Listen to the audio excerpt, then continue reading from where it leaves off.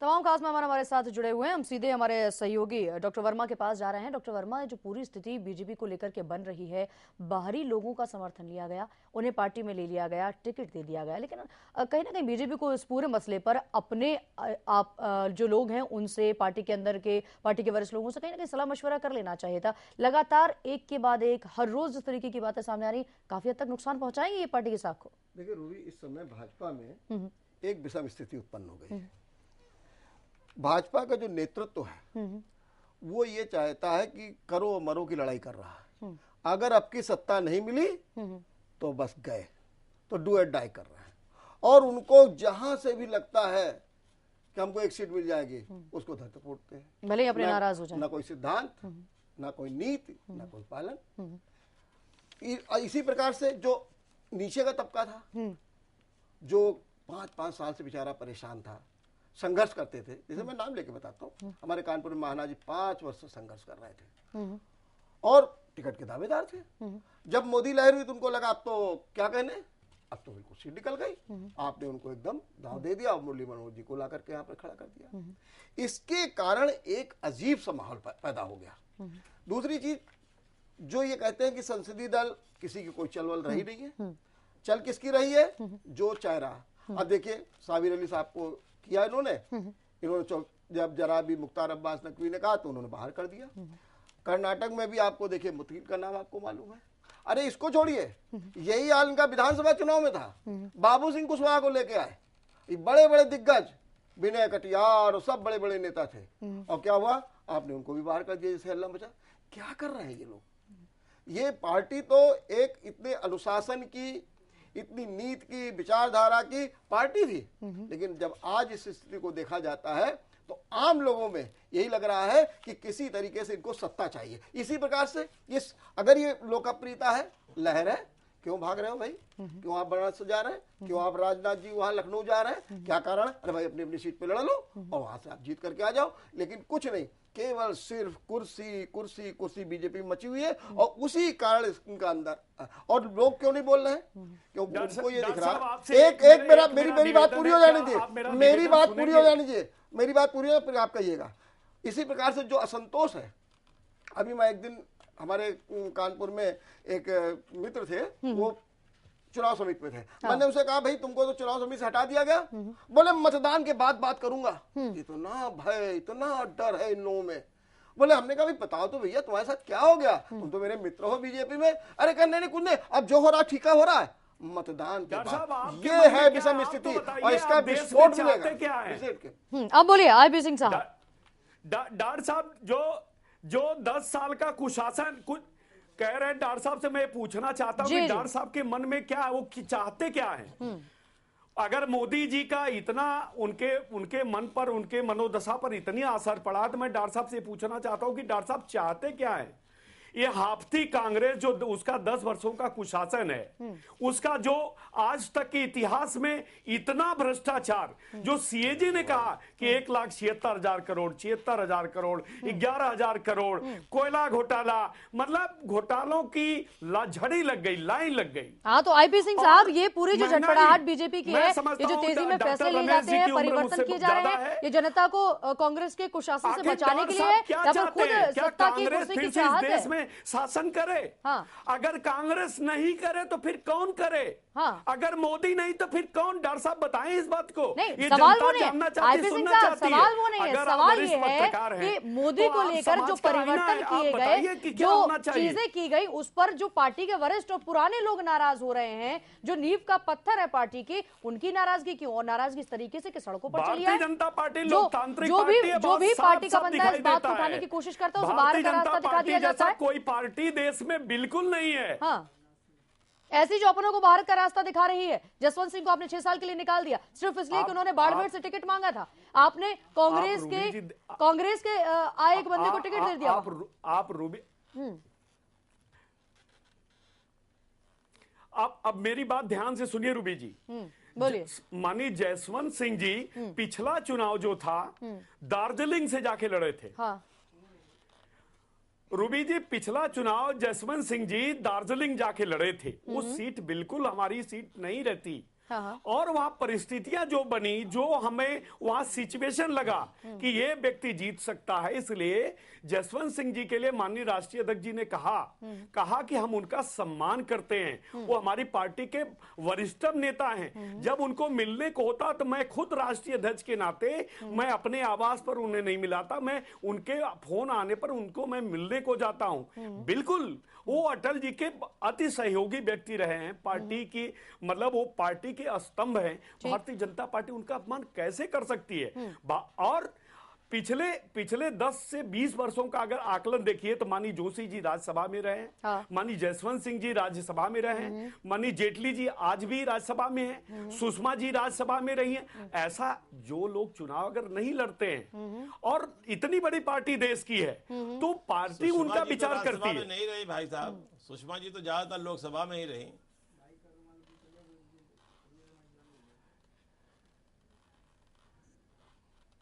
IB Singh साहब, लेकिन सवाल ये है कि आप इसलिए सीधे सीधे आरोप लगा देना कि भारतीय जनता, हाँ बोलिए बोलिए।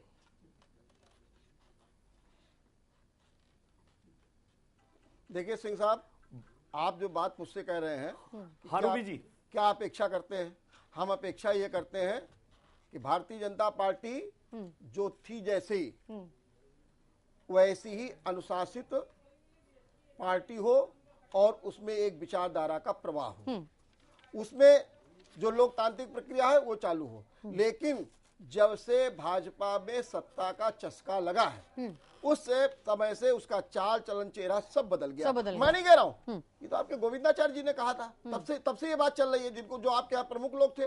तो आज जनता के बीच में एक बड़ी व्याकुलता है, अकुलाहट है कि यदि कांग्रेस के प्रति महंगाई को लेकर के, भ्रष्टाचार को लेकर के गुस्सा है और विकल्प चाहती है, लेकिन जब वो आपको इस प्रकार से देखती है, आपके इस झगड़े को देखती है, आपकी इस नीतियों को जोड़ तोड़ को देखती है, तो वो फिर लगता है कि वो ठगी सी महसूस कर रही है। हम भारतीय जनता पार्टी को इस रूप में देखना चाहिए। चलिए इस रूप में सुन लीजिए पहले। उमेंद्र जी के पास हम जाएंगे। उमेंद्र जी, ये जो पूरी स्थिति बीजेपी के अंदर बन रही है, लखनऊ की सीट की खास अगर बात की जाए, आईबी सिंह साहब हम आपके पास आएंगे, बात की जाए तो आपको कैसा मुकाबला दिखता है? एक तो गाजियाबाद से राजनाथ सिंह आए, फिर 3 दिन से ज्यादा रुकते नहीं है, लोगों के बीच जाते नहीं है। आपने भी एक कैंडिडेट की घोषणा कर दी है लखनऊ से, जावेद जाफरी अभिनेता है। देखिए कुल मिला के कहना मैं यही चाहूंगा कि जो कुछ भी हो रहा है आज, अभी जैसे आईबी जी बोल रहे थे एक बात कि कैसा भाजपा का स्वरूप देखना चाहते हैं, और वर्मा सर ने भी एक बहुत अच्छी बात रखी। हम एक सकारात्मक तरीके से बात को कर रख रहे हैं। मेन चीज ये है, यदि चीजें अच्छी तरीके से हो, जैसे लोकतांत्रिक बात कर रहे हैं कि लोकतांत्रिक तरीके से होनी चाहिए, यदि लोकतांत्रिक तरीके से वास्तव में होती तो ऐसा नहीं होता कि साबिर अली आते और अंदर से ही लोग जो है उसका विरोध करना चालू कर देते। यानी कि ये लोकतांत्रिक तरीके से उनको नहीं लिया गया था। अगर आज चुनाव जीतने से पहले इतने मतभेद और इतने मनभेद अगर दिखाई दे रहे हैं, तो मुझे ऐसा लग रहा है कहीं ऐसा ना हो चुनाव जीतने के बाद इससे कहीं ज्यादा विकट स्थिति खड़ी हो जाए।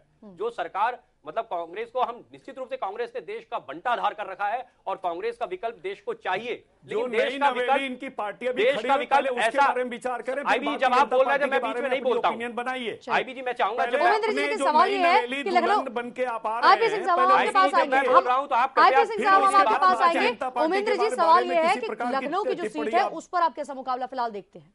देखिए, मुकाबला हम किसी व्यक्ति विशेष से नहीं करते हैं। मुकाबला सीधी सी है, हम मुद्दों पे बात कर रहे हैं। हमारा कोई मुद्दा नहीं है, बहुत बड़े बड़े मुद्दे हमारे होते भी नहीं है। हमने दिल्ली में बहुत छोटे छोटे मुद्दों पे बात की थी, हमने बिजली पे बात की, हमने पानी पे बात की, हम उन्हीं मुद्दों पे गाजियाबाद में भी लड़ेंगे, हम उन्हीं मुद्दों पे हम लखनऊ में भी लड़ेंगे। लेकिन लखनऊ में जो आपने उम्मीदवार फिलहाल उतारा, प्रत्याशी उतारा जावेद जाफरी नाम से, वो उसको लेकर क्या सोचते हैं? लोकसभा का चुनाव है, राज्यसभा का चुनाव नहीं है, विधानसभा का। विधानसभा के चुनाव में छोटे मुद्दे होते हैं, लोकसभा में बड़े मुद्दे होते हैं। मुद्दों का कोई रूप नहीं होता है, मुद्दे वही है जो आम आदमी जिनसे आप प्रभावित होता हो। मुद्दा मंदिर और मस्जिद मुद्दा हो सकता है लोकसभा के लिए, और आम आदमी की बिजली और पानी लोकसभा के लिए क्यों नहीं हो सकता है? ओमकार सिंह जी, ये जाहिर सी बात है, आप कह रहे हैं लोकसभा का चुनाव है। ओमकार सिंह जी, लोकसभा का चुनाव है, लेकिन रीता बहुगुणा जोशी आपकी तरफ से लखनऊ सीट पर है, पिछली बार 40,000 वोटों से हार गई थी। आप क्या लगता है राजनाथ आ गए, हरा पाएंगे? जी, भाई देखिए, ये तो कोई भविष्य वक्ता ही कह सकता है कि हारेंगे कि जीतेंगे, लेकिन इतना जरूर है कि हमारी कैंडिडेट बहुत अच्छी लड़ाई लड़ रही हैं। हाँ। और ईश्वर चाहेगा तो विजयी होंगे। हाँ, लेकिन वोट कैसे बटेंगे? ब्राह्मण वोट भी है, जनता का फैसला होता है, जनता जिसको चाहेगी उसको जिताएगी। हाँ, लेकिन वोट कैसे बटेंगे? आपको क्या लगता है किस तरीके से बट पाए? 3 लाख ब्राह्मण वोट है, 1.5 लाख पहाड़ी ब्राह्मण है, कार्यों पे जाते हैं, जो हमने कार्य किया होगा जनता देखेगी, उसको तय करेगी। चलिए आईपी सिंह साहब, कोई पहाड़ी ब्राह्मण और कोई प्रेम ब्राह्मण की बात नहीं है। लोकतंत्र में जाति का कोई स्थान नहीं होता है। अच्छा, चलिए, लेकिन हर बार ऐसे ही मसलों पर ध्यान में रखते हुए चुनाव आप लड़ते हैं और लोकसभा में भी कैंडिडेट यही सोच करके उतार रहे हैं। अपना जो काम किया वो जनता के सामने है, जनता जो फैसला देगी उसको सुधार करेंगे। चलिए ठीक है, आईपी सिंह साहब आपसे जाना चाहेंगे, आपको क्या लगता है? क्या आपकी आवाज नहीं आ रही थी? आवाज कट रही है। अभी आपको मेरी आवाज मिल रही है? आईपी सिंह साहब आप सुन पा रहे हैं? बिल्कुल, अब मिल रही है आवाज आपकी। चलिए, लखनऊ की सीट की हम बात कर रहे थे, लेकिन दिक्कत बीजेपी के लिए तो वाराणसी की सीट पर भी होगी। वहां भी तमाम नरेंद्र मोदी के खिलाफ में लोग उतर रहे हैं।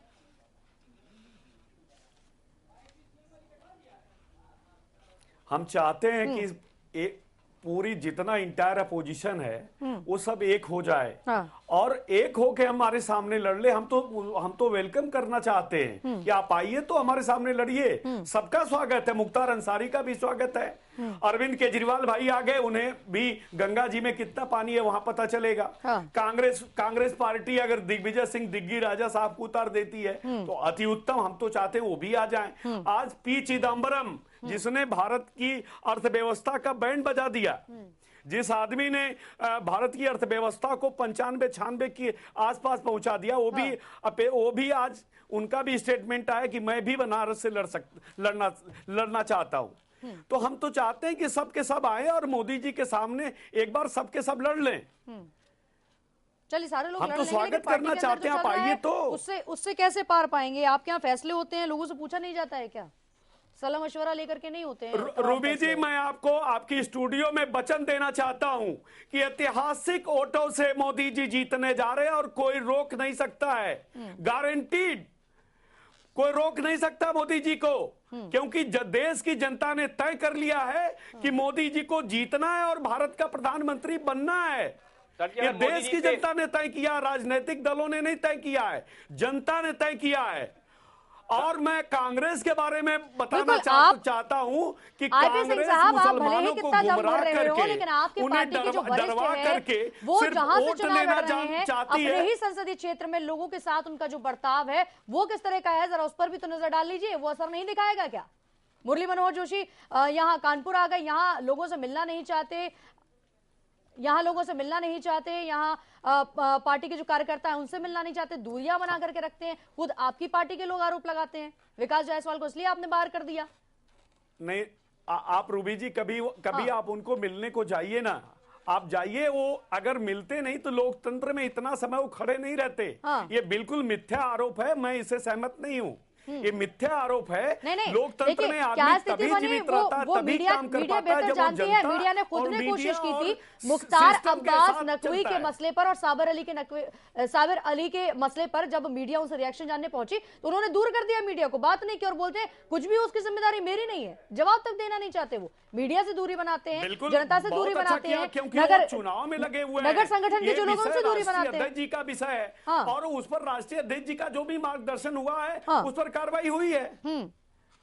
नहीं, आपने तो विकास जायसवाल जो पूर्व पार्षद उन पर ही कार्रवाई कर दी, लेकिन उनका ये कहना था कि जोशी जी सुनते ही नहीं है, मिलते ही नहीं है, हम उनके संपर्क में नहीं आ पाते हैं। कार्यकर्ता इंतजार करता है फूलमाला लेकर, लेकिन तो पूंजीपतियों के साथ ही रहते हैं। रूबी जी, 130 करोड़ आबादी का ये देश है। भारतीय जनता पार्टी के लाखों लाख कार्यकर्ता हैं। अगर किसी एक कार्यकर्ता से गलती होती है तो पार्टी उसे समझाती है। मतलब अभी आप मानते हैं कि कार्यकर्ता की गलती थी? कानपुर में करोड़ों कार्यकर्ता या करोड़ों लोग नहीं है। चलिए, हम जवाब लेंगे एक छोटे से ब्रेक के लिए। फिलहाल थोड़ी सी कार्रवाई होती है, हम तो दिल से जोड़ते हैं, हम कार्रवाई नहीं करते। आप ही ने किया, विकास जायसवाल पे आप ही ने कार्रवाई की है, पार्टी से बाहर कर दिया 6 साल के लिए।